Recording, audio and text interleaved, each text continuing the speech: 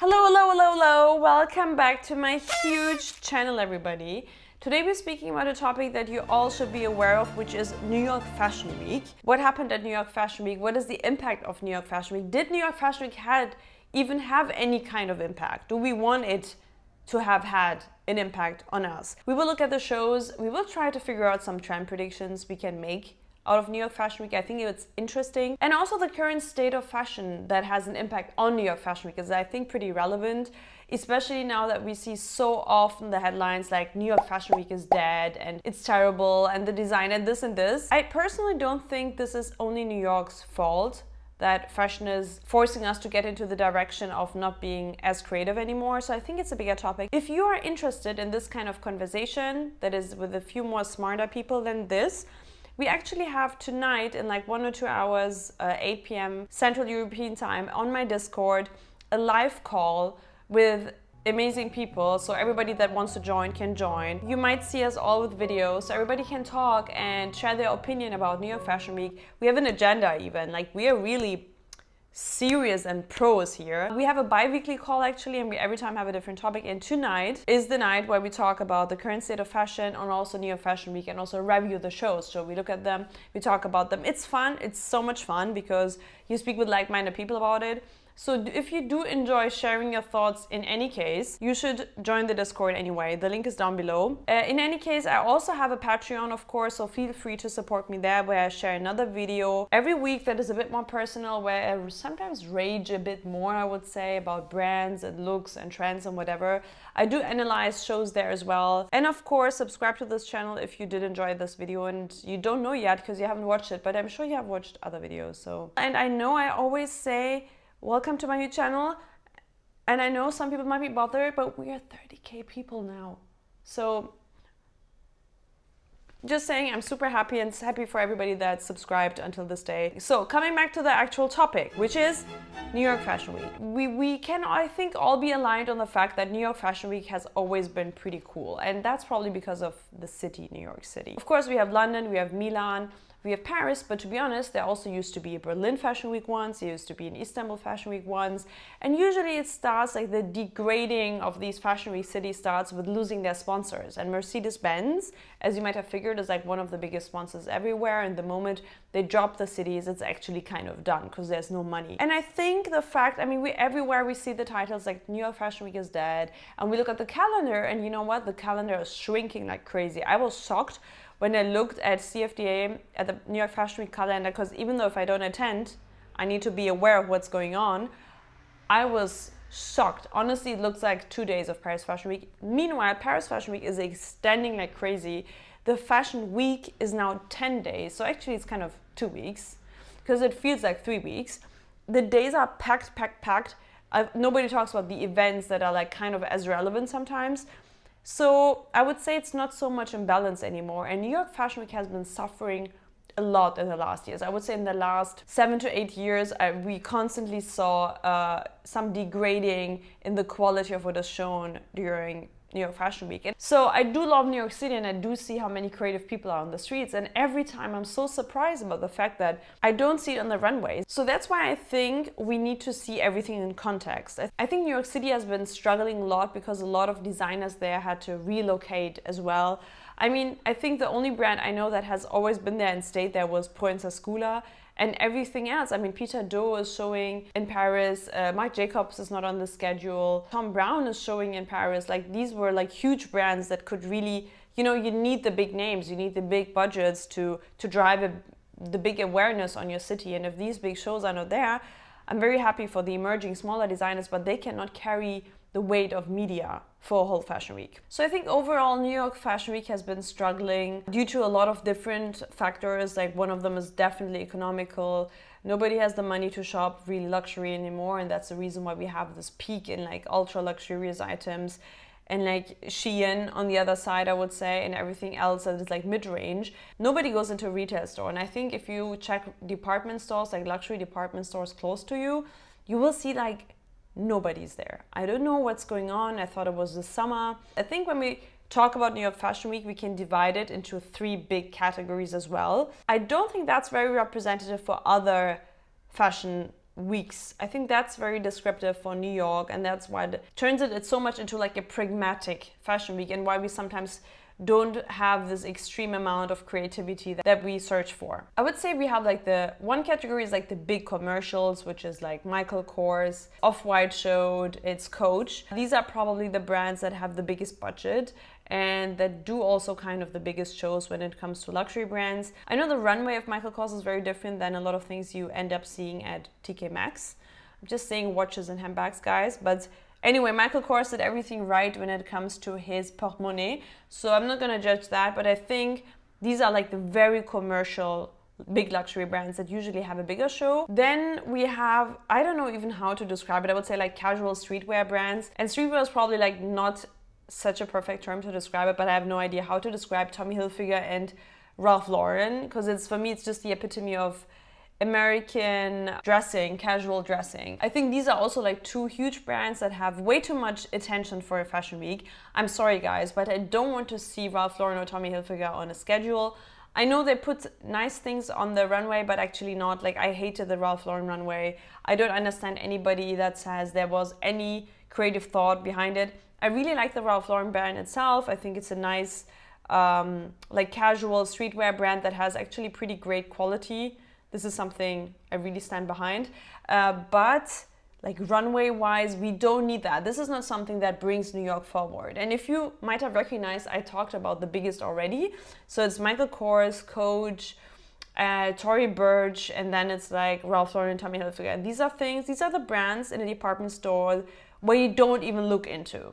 So pretty sad that these are the most remarkable names, and I don't count Alaya to it because it's usually not shown in New York. And then what is very interesting, and I think this third category got way bigger during the last years, because I used to just hear two names and now there are several, and there have been new names that I never heard before as well. So that really excited me. We had, for example, Colina Strada. We have Villa Chavarria, who really has international recognition in a lot of ways already. There's, of course, Eckhaus Latta, which is a New York original. We have Zankov, that I love for their colorfulness. There was Wiederhöft, there's Luar, there was Ronald van der Kamp. There are a lot of new names that are maybe not super new because they were like somewhere in the States, but I feel like they were kind of colliding now at New York Fashion Week.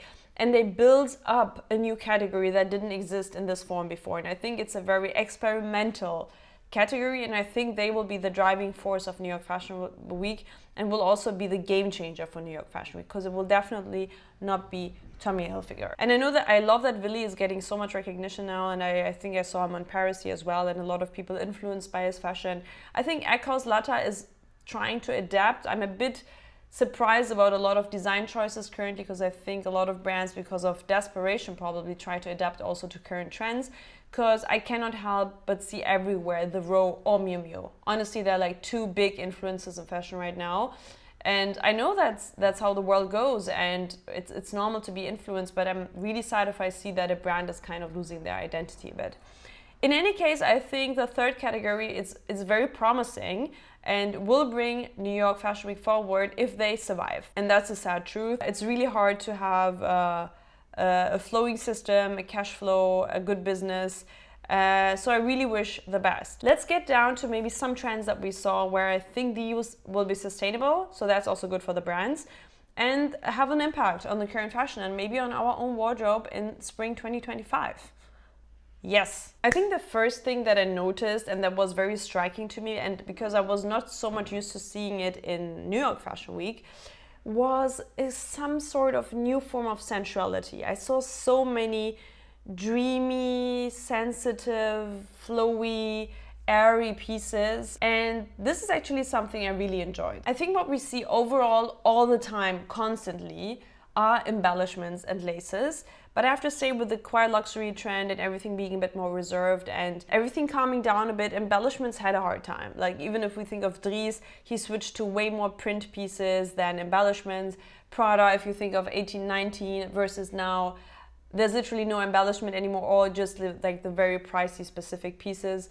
So I do think embellishments suffered a lot lately, and laces were usually not interpreted in a perfect way. I think a lot of laces are misunderstood and mistreated on looks where they actually don't want to be themselves.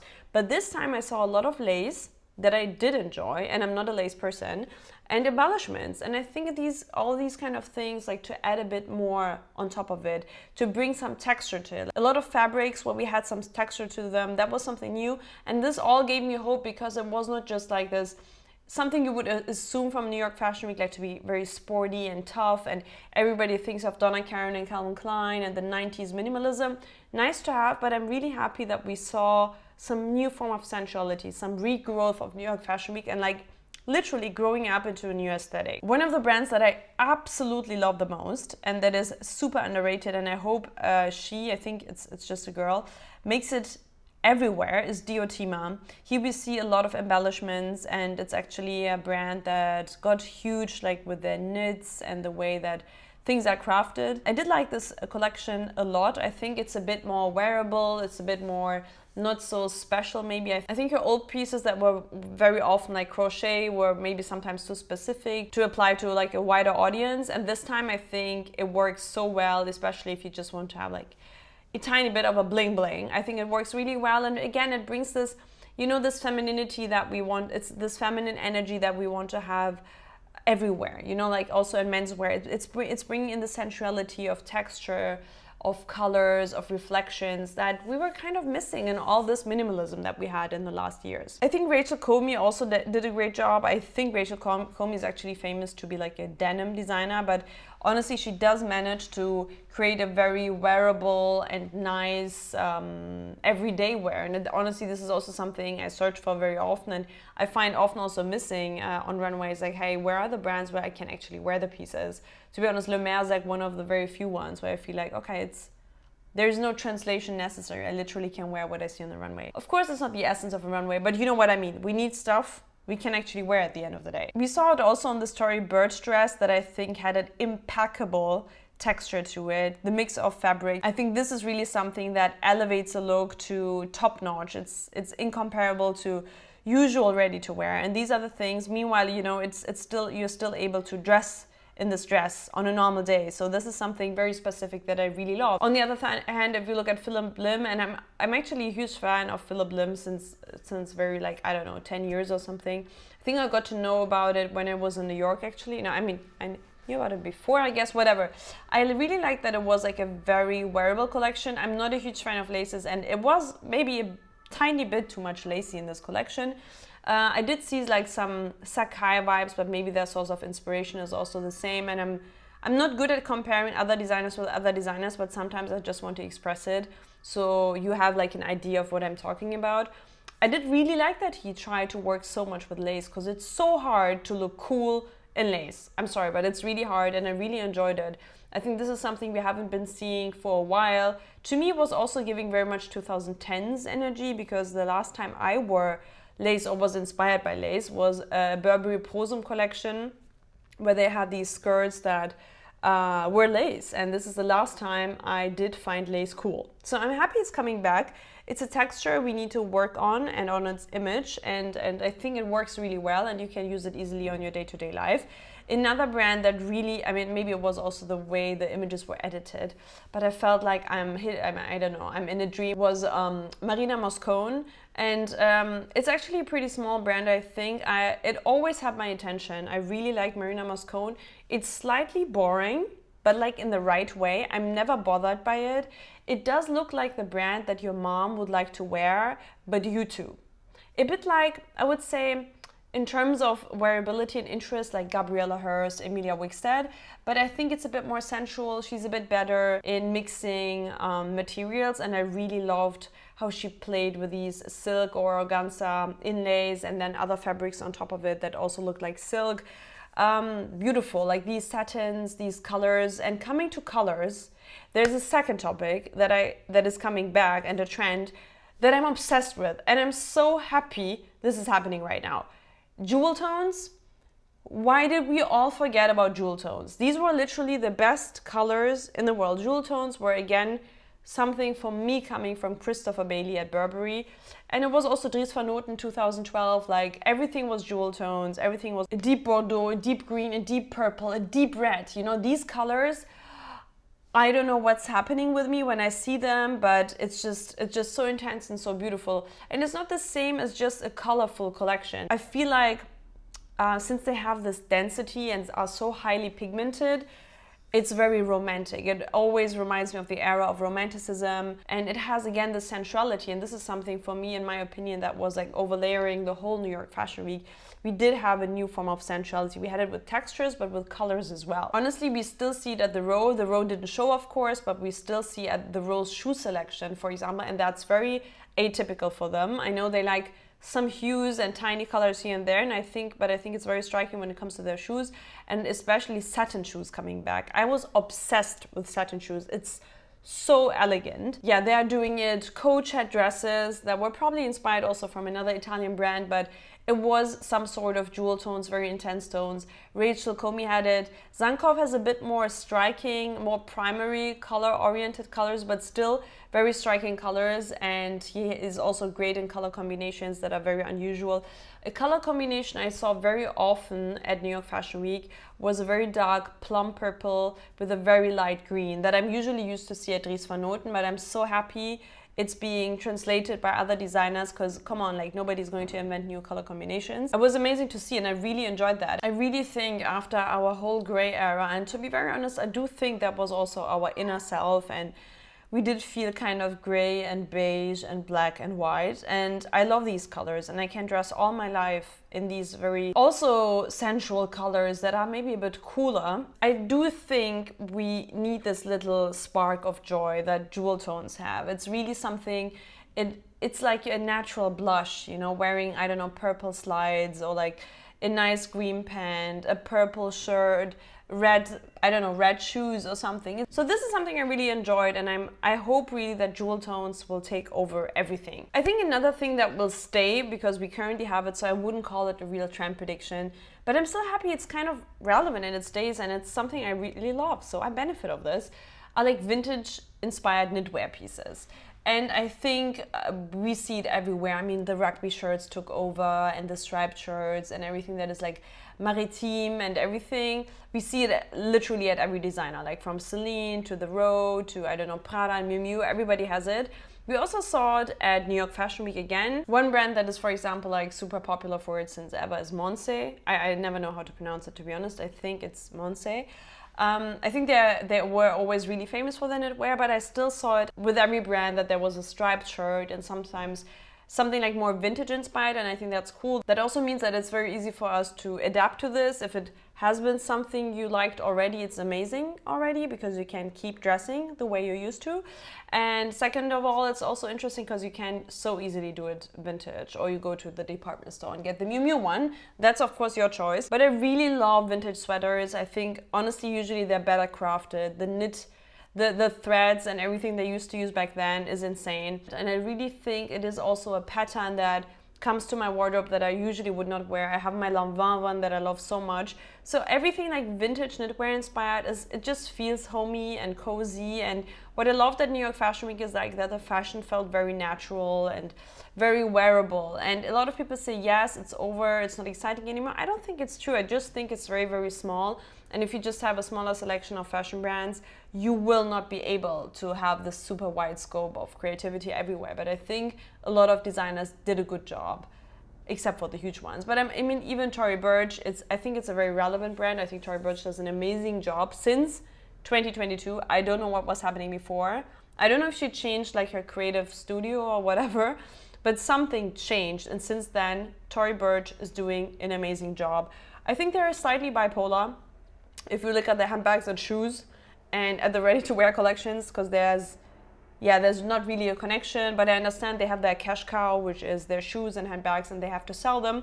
And at least they try to evolve a bit more. And I really enjoy the Tory Burch quality is also pretty good, actually, when it comes to their clothes. I really enjoy their aesthetic. I think, again, it's like this, I think it's a bit like the after Phoebe Philo era wearable new fashion of slightly extravagant daily pieces, and I think they fill a good gap. So I think that's amazing. Another brand that does not get even enough recognition, even though I've been bashing this brand also a bit, but I own also a few pieces, is Khaite. To be honest, I was very skeptical throughout the last years. I thought, I mean, since it's like I don't know. I can be a mean person sometimes as well. So I was skeptical. I was not sure what to think about the brand, and I think that's also fine. Sometimes we just need time.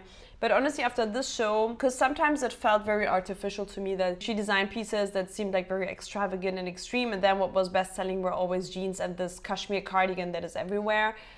And I don't like it so much when a brand plays with an aesthetic on a runway and then they push other products in the store. And that's actually something that everybody does.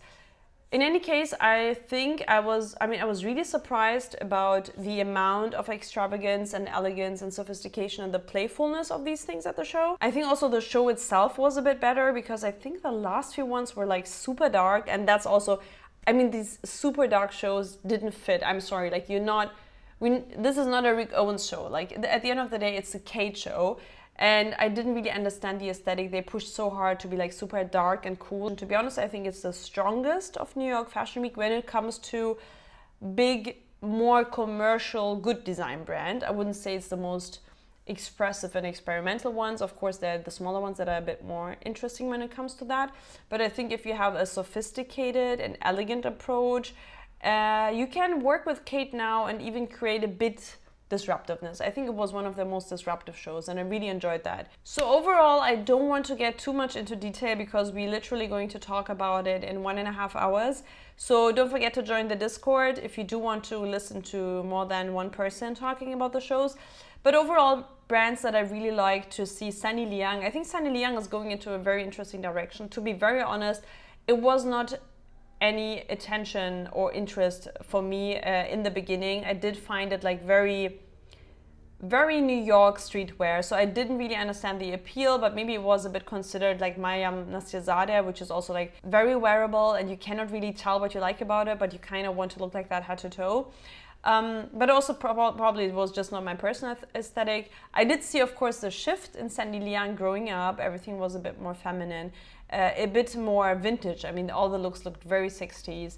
I could not help but, of course, find the Prada influence very strongly here as well, but I am not bothered at all. To be honest, I'm happy to see good translations of designs that are turning into a trend. So I do think it's a very positive evolution for the brand Sunny Liang, because I also think she stayed in a very restricted aesthetic for a bit too long. I love Diotima, as I said. I think it's a brand we need to push. I think it's a brand that needs to produce more pieces because they're so amazing. I would love to own a piece. I think this is the glam fashion I want to see more of. I did really like Tory Burch and Khaite when it comes to the big brands. I did really enjoy it. I would wear it. Then there are brands like TB where I think I'm really happy that Amy is managing to fill the gap of like people that are a bit lost in personal style. And you know me, I do love to speak about personal styling as well. I just think sometimes it's too easy, not refined enough when I see the pieces, too gimmicky even sometimes, the functionality of the product. And I think I'm missing sometimes a degree of elegance.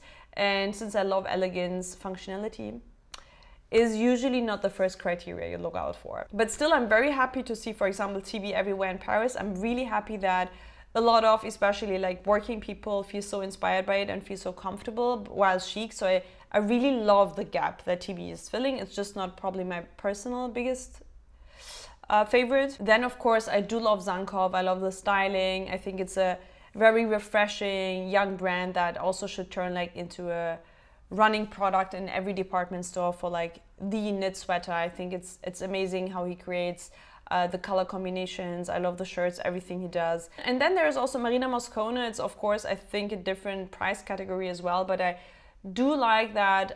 She reminds me a bit of this Adam Lippes category, which is like looks a bit minimal, it looks nice and is horribly overpriced.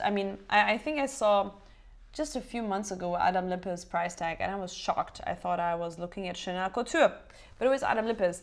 And in any case, I think Marina Moscone is bringing this new sensuality in the best way forward, which I loved.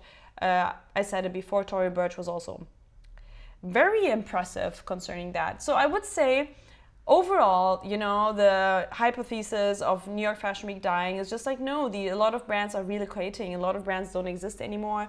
But I do still like the functionality approach of New York that the other cities don't have. I think I don't know, I don't want to put here the cities into superficial categories, but that's exactly what I'm going to do now. London is the crazy ones, the most expressive ones, the most daring ones, the ones that can do whatever they want and they will not be judged. Paris is the city of couture, so it's a lot about craftsmanship, and crazy design is maybe being less valued than the way you craft something, but that's also another technique. Milan is a very heritage focused. Of course, Paris is heritage focused as well, but I think, to me personally, it seems like Milan seems to be the hardest city to evolve as a small designer. And from what I hear from friends working in Milan, they also say it's very hard. So brands like Sune, for example, I think might be struggling there as well, because they're not so easily being appreciated by the old fashion elite of Milan. So of course I do like cities like New York a lot, even though, yes, you have like as a main act Michael Kors and Ralph Lauren, but there's so much more going on below, and I really hope that it's going to improve very soon. So I hope you like this little chitty chatty of me about New York Fashion Week and what I think about it. Don't forget to join the Discord down below and support me on Patreon if you do enjoy another video per week, which is a lot. I work hard, guys. And subscribe to this channel if you liked the rest of this face here, and see you next week.